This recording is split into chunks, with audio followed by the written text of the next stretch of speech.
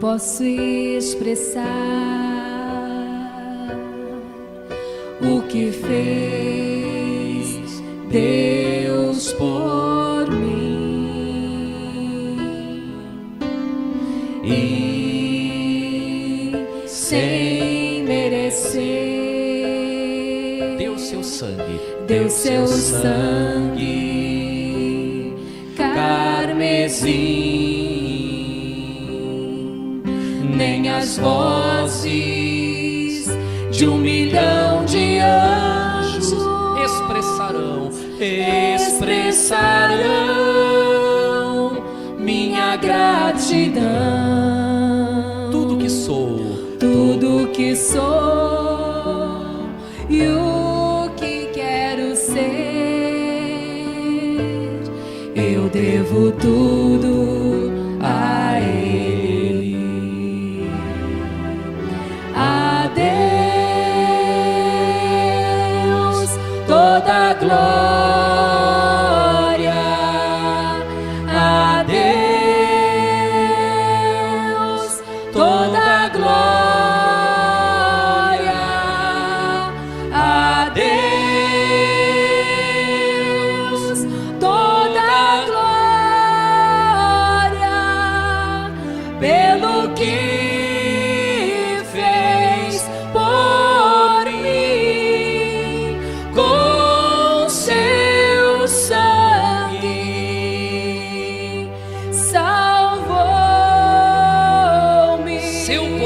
seu poder levantou-me. A Deus toda a glória, pelo que fez por mim. Quero viver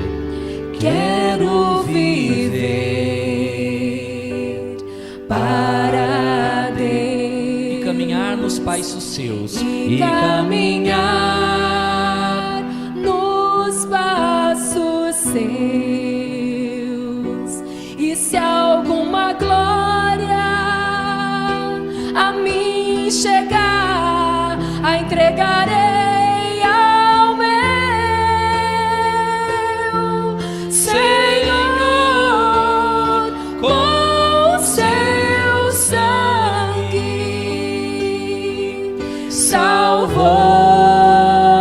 Salvou-me, seu poder levantou-me. A Deus toda a glória, pelo que fez por mim. A Deus toda a glória, a Deus toda a glória, a Deus toda a glória, a Deus toda a glória, a Deus toda a glória, pelo que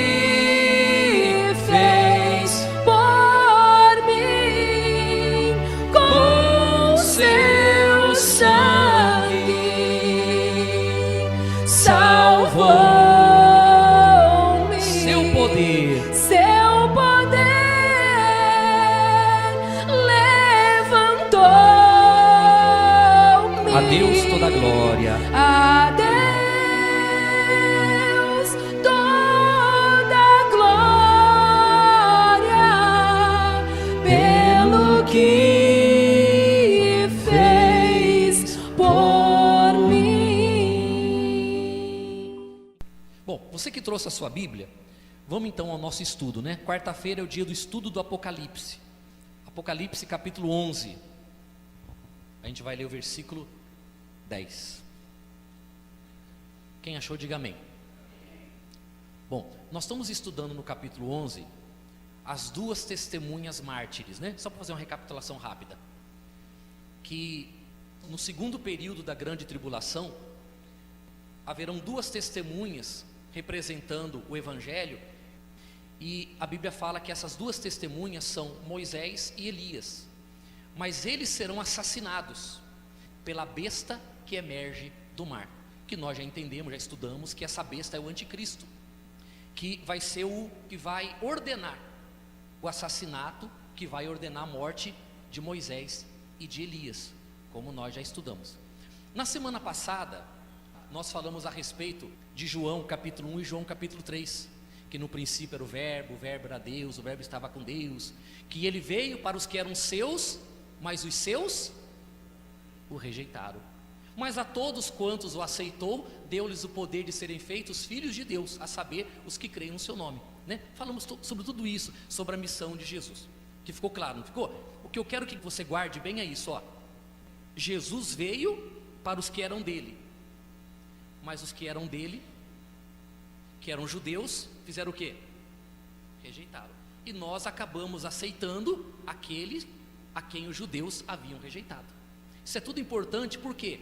Porque nós vamos revelar para vocês quem vai ser o anticristo. Dentro da Bíblia Sagrada, você vai ver junto comigo quem vai ser o anticristo. Mas essas informações que eu estou te passando são importantes para você poder chegar à mesma conclusão que eu cheguei. Amém, pessoal? Bom, então o versículo 10 do capítulo 11, ele fala assim, olha: os que habitam sobre a terra se alegram por causa deles, realizarão festas e enviarão presentes uns aos outros, porquanto esses dois profetas atormentaram os que moram sobre a terra. Olha que interessante isso aqui. A Bíblia diz que os que habitam sobre a terra se alegram por causa deles. Deles quem? Dos dois profetas que foram assassinados em praça pública em Jerusalém. Essa é a visão que João teve no Apocalipse. Eles realizaram festas. Por quê? Porque os dois profetas foram assassinados. O mundo se alegra por causa disso. Agora, um detalhe que eu quero chamar a atenção para vocês, isso aqui, ó. No versículo 10, eles realizam festas e enviarão o quê? Presentes uns aos outros, porquanto esses dois profetas atormentaram os que moram sobre a terra. Como que eles atormentaram? Lembra o poder que eles tinham? Que era de fazer parar de chover e de transformar a água em sangue. Então, através da oração deles, das profecias deles, nos últimos dias vão acontecer grandes calamidades na terra. E essas calamidades virão porque eles vão profetizar essas calamidades. E quando eles morrerem, vai haver uma festa, porque eles estavam atormentando o mundo por causa das profecias deles. Essa festa aqui, ela não é por acaso. Ela é a chave para nós descobrirmos quem vai ser o anticristo. Quem vai ser essa besta que emerge do mar, que a Bíblia fala que tem cara de leão, mas tinha asa também, na verdade, que foi arrancada a sua asa e que foi colocado duas pernas e a mente como de homem. Mas ele veio do abismo. Tem cara de leão, mas não era leão. Quem é o leão da tribo de Judá? E por que ele tem cara de leão? É porque ele quer se passar por Jesus. Para você entender um pouquinho essa festa, que é muito importante, eu queria que você abrisse a sua Bíblia comigo num livro, fica antes de Jó, que é o livro de Esther. No livro de Esther, fica depois de Neemias e antes de Jó. Esther, capítulo 9, nós vamos ler a partir do versículo 19. Qual é o título? A festa, presta atenção, a festa do Purim. O Purim é o plural da palavra pur, que quer dizer sorte. Então Purim é sorte no plural. Por que essa festa ela tem o nome de Purim? Você conhece a história de Esther? Deixa eu tentar resumir ela o máximo que eu puder, para depois a gente entrar no que a gente precisa entrar. Esther, ela foi feita rainha no lugar de uma outra rainha chamada Vaste. O nome original dela, em hebraico, é Hadassah. O nome Esther é o nome persa. E Esther, por um plano de Deus, ela foi instituída como rainha. E havia naquele reino, no reino da Pérsia, um homem que era um príncipe, era o braço direito do rei. O nome desse homem era Ramã. E Ramã, aqui no capítulo 3, tem uma passagem que eu achei muito bacana, aqui ó, no capítulo 3, versículo 7, Esther 3:7. Ramã pretende matar o quem? Todos os judeus. No primeiro mês, que é o mês de Nissan, no ano duodécimo, quer dizer, no ano 12º do rei Assuero, se lançou o quê? Se lançou o pur. Isto é, o quê? Sorte. Perante Ramã, dia a dia, mês a mês, até o duodécimo, que é o mês de Adar. Olha só que interessante.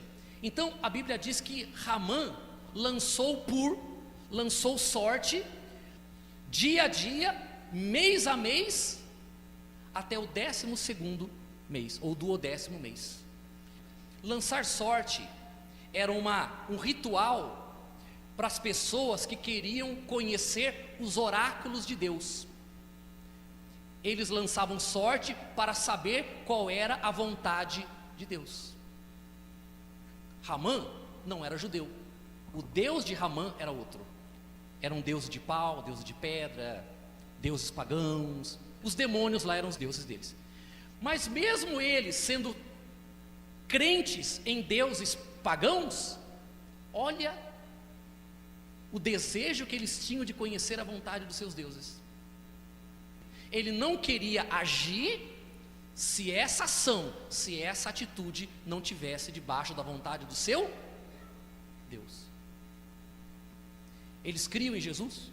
Sim ou não? Mas eles tinham zelo e tinham preocupação em fazer a vontade do seu Deus.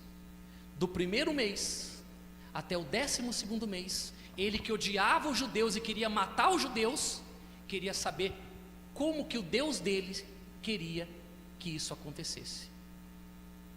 Às vezes, uma pessoa crendo num Deus errado, ela pode estar agindo da maneira mais certa do que nós. Porque às vezes a pessoa, mesmo estando servindo Deus errado, mas ela procura, no erro dela, fazer a vontade do seu Deus.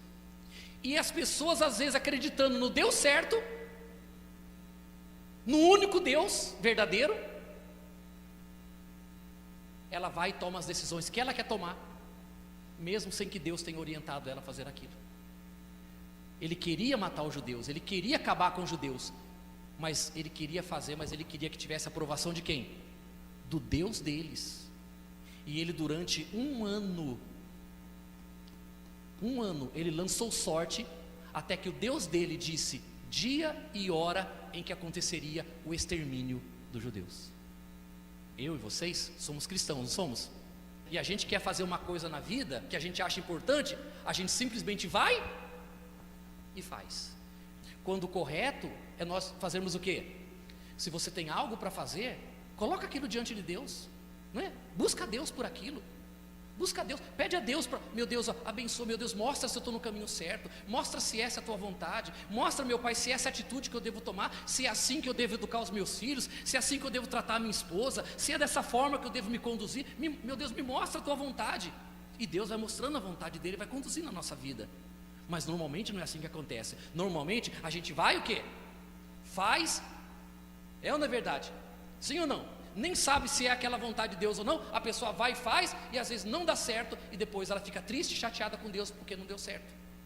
Mas ela não buscou talvez uma confirmação de Deus na vida dela, e ela precisa aprender a colocar a vida dela na mão de Deus. Sim ou não? Não é verdade? Eles, sendo adoradores de deuses pagãos, esperaram a direção do Deus deles.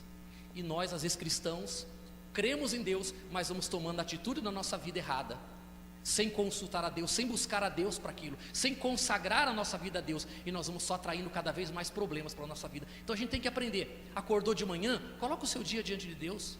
Você vai trabalhar, coloca o seu dia de trabalho diante de Deus. Você está apaixonado por uma moça? Ou por um rapaz?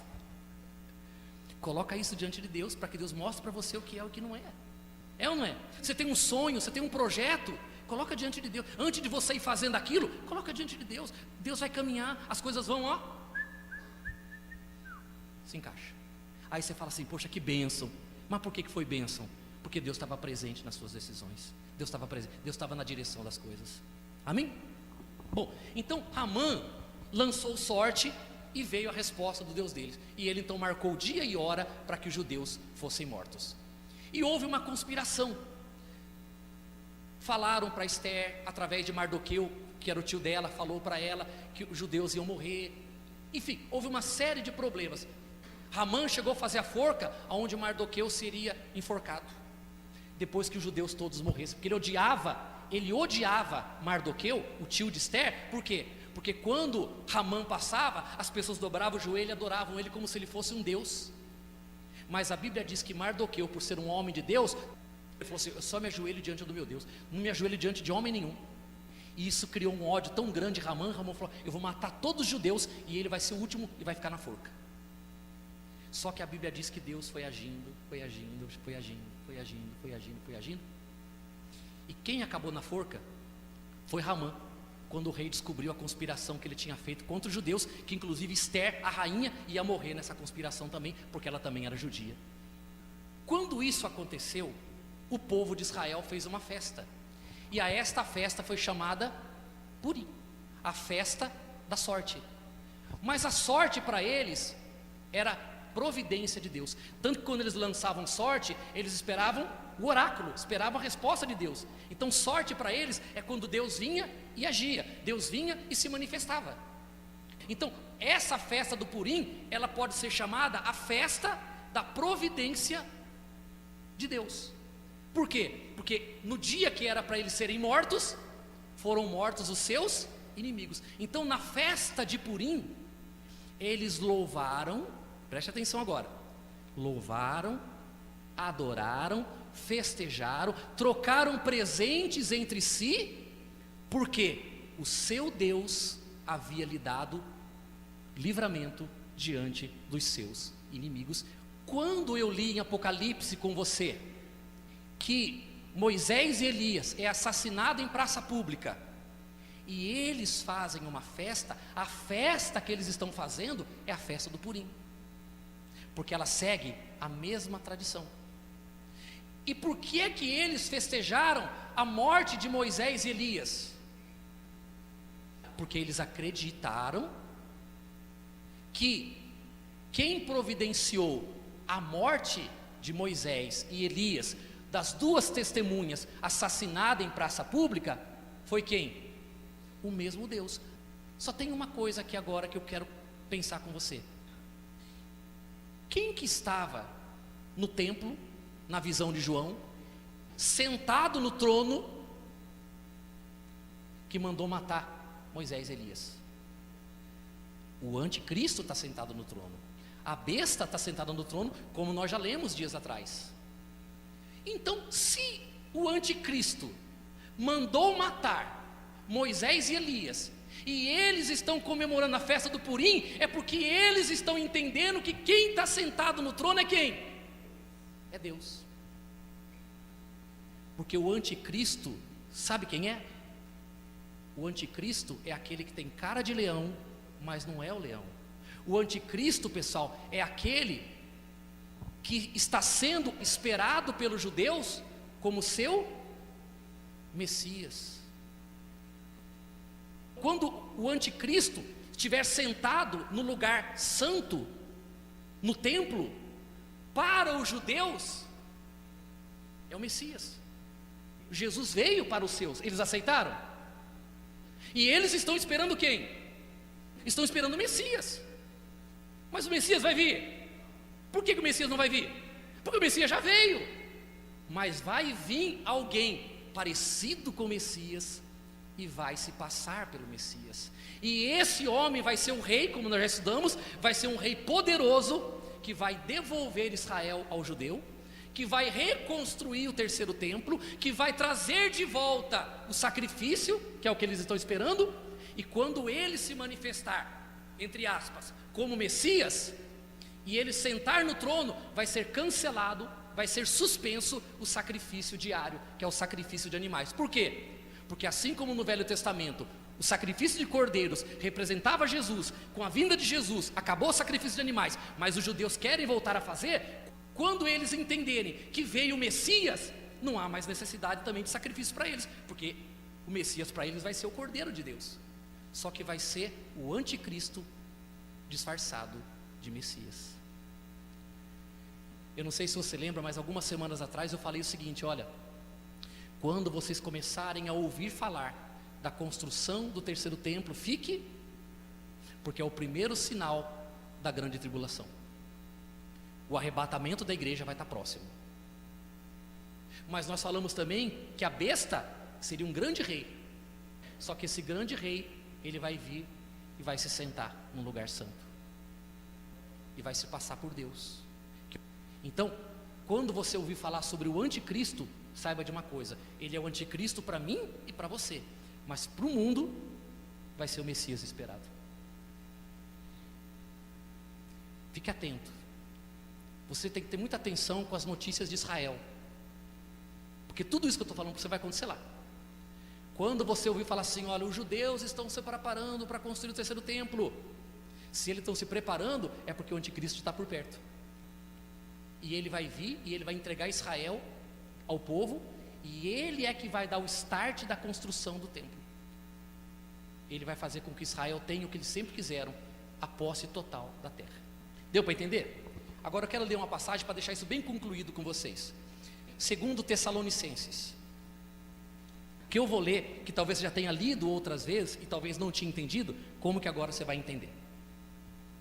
2 Tessalonicenses capítulo 2, a partir do primeiro versículo. Qual que é o título? A vinda do Senhor, ponto. A revelação da apostasia, ponto. O homem da iniquidade. Então são 3 assuntos aqui. Vamos ler. Irmãos, no que diz respeito à vinda de nosso Senhor Jesus Cristo e a nossa reunião com Ele, nesse caso o arrebatamento, que é a reunião nos ares, nós vos exortamos a que não vos demoveis da vossa mente com facilidade, nem vos perturbeis, quer por espírito, quer por palavra, quer por epístola, como se procedesse de nós, supondo tenha chegado o dia do Senhor. Ninguém de nenhum modo vos engane, porque isto não acontecerá sem que primeiro venha a apostasia. O que é apostasia? É quando as pessoas abandonam a fé, largaram a fé, viraram as costas para Deus. Isso chama-se apostasia, não é? Antes que venha a apostasia e seja revelado o homem. Então, o que precisa ser afastado para se manifestar o homem da iniquidade? O que tem que ser afastado? A fé tem que ser afastada. Por quê? Porque afastou-se a fé, reina a apostasia. Quando reinar a apostasia, o homem da iniquidade, ele vai se fazer presente. O que tem que ser afastado é a fé. A crença tem que ser afastada. O homem tem que virar as costas para Deus, para que o homem da iniquidade ele apareça. O homem da iniquidade, e qual mais o nome dele? O filho da perdição. Olha só, quem é o filho da perdição? O qual se opõe e se levanta contra tudo que se chama Deus, ou é objeto de culto. Então, qual que é o perfil do homem da iniquidade, do anticristo ou do falso Messias? Ele se levanta contra tudo que se refere a Deus ou que é objeto de culto. E isso vai ser muito bem aceito, porque a apostasia está reinando. As pessoas não querem saber de Deus. As pessoas não querem saber de Deus, então ninguém quer saber de moral, de ética, de verdade, de justiça. Ninguém quer saber de nada. Então vai ser muito fácil, o campo vai estar fértil para o anticristo reinar, porque a linguagem dele vai ser muito bem aceita. Hoje falar da fé é fácil? Sim ou não? Não. Falar da fé hoje é complicado, as pessoas não têm mais ouvidos para ouvir sobre a fé, incomoda as pessoas. Por quê? Porque nós estamos caminhando para a apostasia. Vai ser cada vez mais difícil pregar o evangelho, vai ser cada vez mais difícil ver uma pessoa chegar na igreja e ela entregar a vida para Jesus. Hoje a pessoa vem, ela vem com o pé na frente, mas ainda vem assim. Aí o pastor fala 1, 2, 3, 4, 5, 6, 7, 8, 9, 10, 11, 12, fala sobre o batismo 10 vezes. Aí depois de 10 vezes que o pastor fala sobre o batismo, receber Jesus como Senhor e Salvador, aí ela, não é? Só que isso vai ficar cada vez mais difícil. Nós ainda vemos pessoas se convertendo, se entregando, mas isso vai ficar cada vez mais difícil. Então diz assim, ó: o qual se opõe e se levanta contra tudo que se chama Deus ou é objeto de culto, a ponto, olha só, a ponto de assentar-se, na onde? No santuário de Deus, ostentando-se como se fosse o próprio Deus. Não vos recordais de que, ainda convosco, eu costumava dizer-vos estas coisas, e agora sabeis o que o detém, que é a fé, para que ele seja revelado somente em ocasião, enquanto a fé, o anticristo não pode reinar. Por isso o mundo vai trabalhar para combater a fé. O mundo todo, o espírito do engano, que age nos ares, vai trabalhar contra a igreja, vai trabalhar contra o cristianismo, vai trabalhar contra a fé. Porque o anticristo só vai poder reinar quando a fé acabar. Por isso, você vai sofrer, eu também vou sofrer. Por quê? Porque você vai perceber que onde você vai e tenta falar da fé, você vai ver que as pessoas vão te criticar, te condenar, te excluir, desmerecer você, fazer pouco caso de você, vão tentar convencer você do contrário, vão tentar tirar você da igreja, vão tentar convencer você que você está no caminho de Deus, é uma besteira, é uma perda de tempo. O que eu estou mostrando para você é que isso vai ficar cada vez mais difícil, a ponto de chegar uma época que, se você abrir a boca e falar que é cristão, você vai ser morto, como já acontece em vários países do mundo hoje. O mundo está enfrentando isso já. O mundo hoje está passando por uma crise de fé, porque tem países, principalmente onde o islamismo está se colocando, o cristianismo está indo embora, porque o cristão prega a paz, o islamismo prega a morte. Eles são radicais. Mas tudo o que está acontecendo no mundo, pessoal, é o trabalho do espírito do anticristo para promover a apostasia, para que o terreno fique preparado para o reinado dele. Então, versículo 6: e agora sabeis o que o detém, para que ele seja revelado somente em ocasião oportuna. Olha agora, versículo 7: com efeito, olha aqui que eu falei para você, ó, o ministério da iniquidade já... Você sabe quando foi dito isso aqui? Há 2000 anos atrás. O apóstolo Paulo falou isso há 2000 anos atrás. Sabe por que ele falou isso? Tem alguém melhor que Jesus? Jesus roubou, matou, destruiu o casamento, destruiu família, levou o povo à miséria, fez isso. O que Jesus fez? Em Jerusalém haviam homens que eram ladrões, mulheres que eram prostitutas, gente que estava podre de doença, conheceram Jesus e foram transformadas. E essas pessoas com Jesus saíam pelo mundo dizendo assim: Jesus é maravilhoso, mata ele. Era comido pelos leões. A Bíblia fala que eles eram cerrados pelo meio, eles tinham os membros do corpo arrancado, porque estavam falando de quem? O que Jesus fez de mal para eles fazerem? Por que tanto ódio? Por que tanta maldade por causa de Jesus? Por que um cristão às vezes é tão perseguido por causa da fé dele? Porque o ministério da iniquidade... O problema, pessoal, não são as pessoas, o problema não está no ser humano, o problema está no espírito que está no ser humano sem Deus. O problema não está no teu marido que persegue a senhora porque a senhora vem na igreja. O problema não está no teu filho que dá risada quando a senhora fala que vai vir na igreja. O problema não está na tua namorada, no teu namorado, no teu noivo, no teu marido, que você fala assim, amor, vamos na igreja, e ele zomba de você, fala que perda de tempo, vamos passear que é melhor. O problema não é ele, o problema é o espírito que está dentro dele. Esse é que é o problema. Porque o ministério da iniquidade já existe há 2000 anos atrás, e está ganhando cada vez mais força. Por quê? Porque o coração do homem, pela evolução da humanidade, está ficando cada vez mais distante de Deus. Mas vamos continuar lendo para a gente poder terminar. Com efeito, o ministério da iniquidade já opera, e aguarda somente que seja afastado aquele que agora detém. Então, será de fato revelado o iníquo, a quem o Senhor Jesus matará com o sopro de sua boca, na batalha do Armagedon, e o destruirá pela manifestação da sua vinda. Então a vinda de Jesus só se dará com a revelação do homem da iniquidade, que vai reinar durante 3 anos e meio, que é a segunda parte da grande tribulação. Aí quando vier Jesus, ele vai ser destruído. Versículo 9. Ora, o aparecimento do iníquo, ou do falso Messias, ou do homem da iniquidade, esses nomes que ele tem, é segundo a eficácia de, o aparecimento do iníquo vai ser segundo a eficácia de quem? É uma obra de quem? É uma obra de Satanás, o chefe do inferno. Então, o Messias dos judeus, que vai enganar eles, vai ser segundo a eficácia de Satanás. Mas vamos continuar lendo, olha que importante.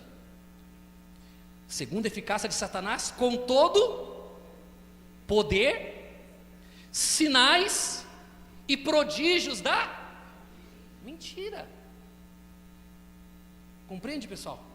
Uma igreja forte, pessoal, uma igreja verdadeira, não é uma igreja que está alicerçada em sinais, prodígios e milagres, que fazem parte também do poder de Deus, né? Cura, milagre, libertação, tudo isso faz parte da nossa fé, os testemunhos. Mas a igreja não está firmada nisso, a igreja está firmada na verdade.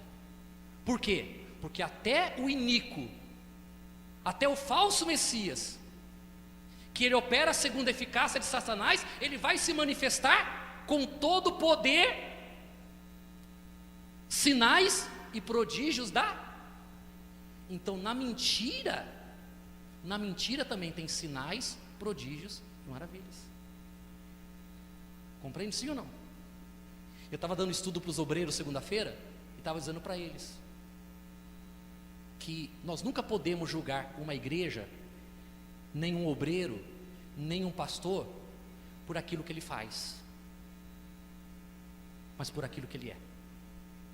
Uma certa ocasião, os discípulos de Jesus, passando pela rua, viram um homem que estava expulsando o demônio de uma pessoa e fazia em nome de Jesus.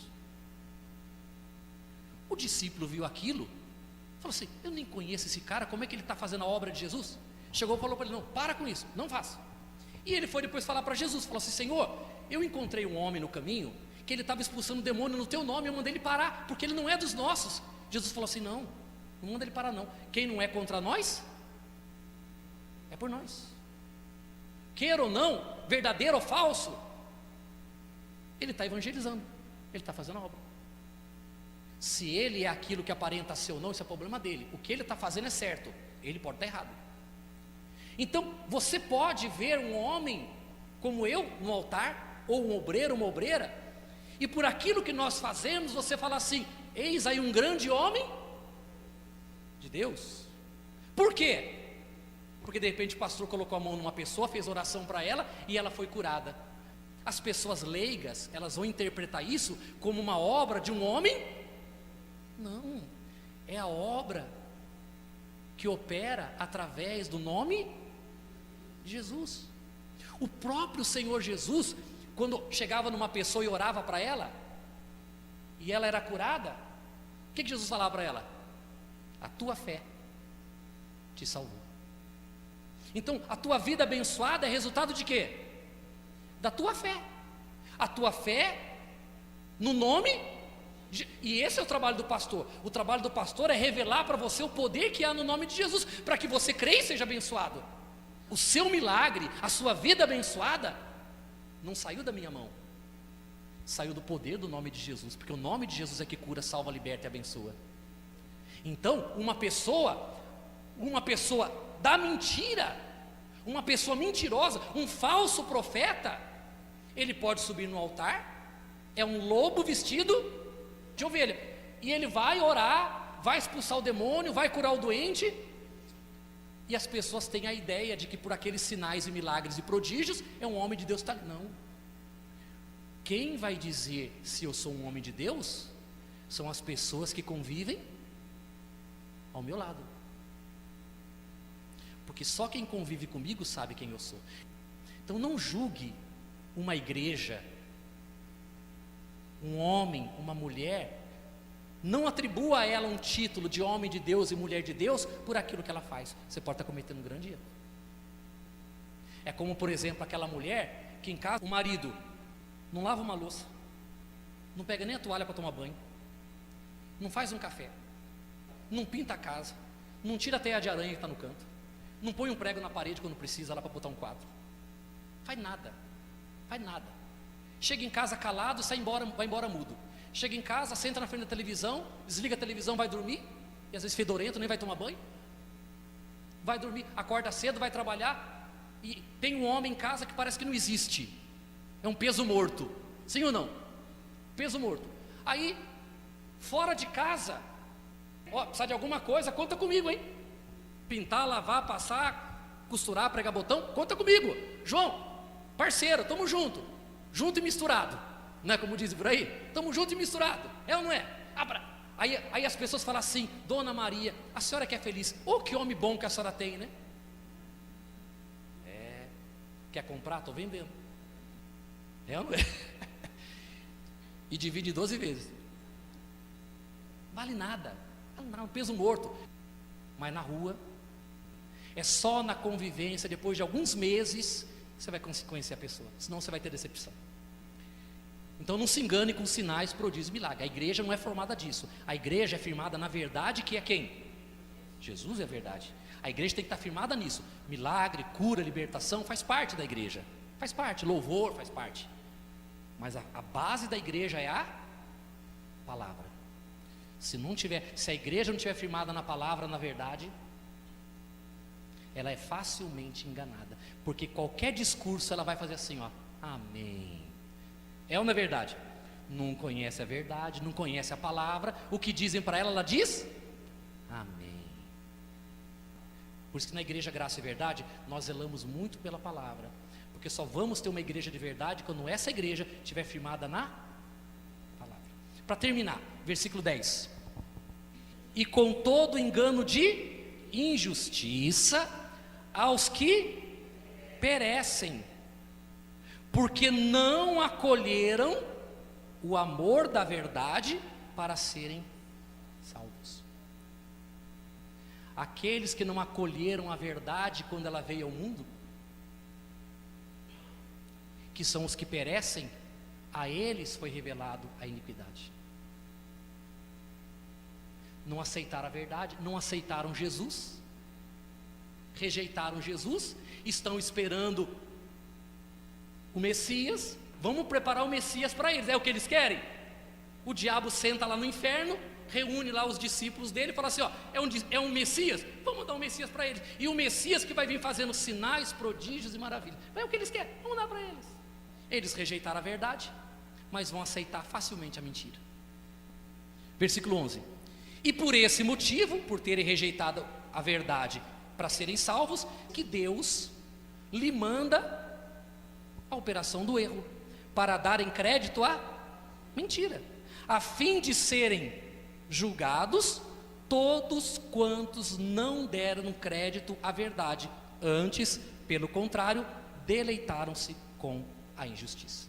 Em nome de Jesus. Cante assim para terminar. A palavra de Deus nos guia a verdade. É pura, é divina a inspiração. A palavra de Deus é digna de aceitação, pois muda o coração.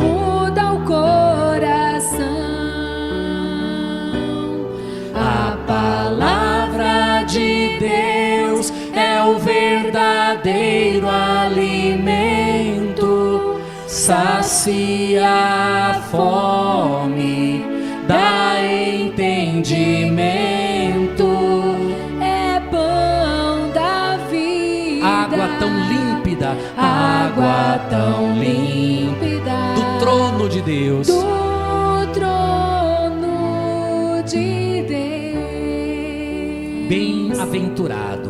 bem-aventurado é aquele que esconde a palavra de Deus no coração.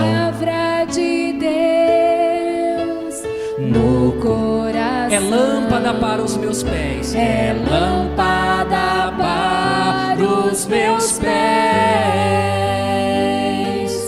é a luz, é a direção. A palavra de Deus é o verdadeiro alimento, sacia a fome, dá entendimento, é pão da vida, água tão límpida.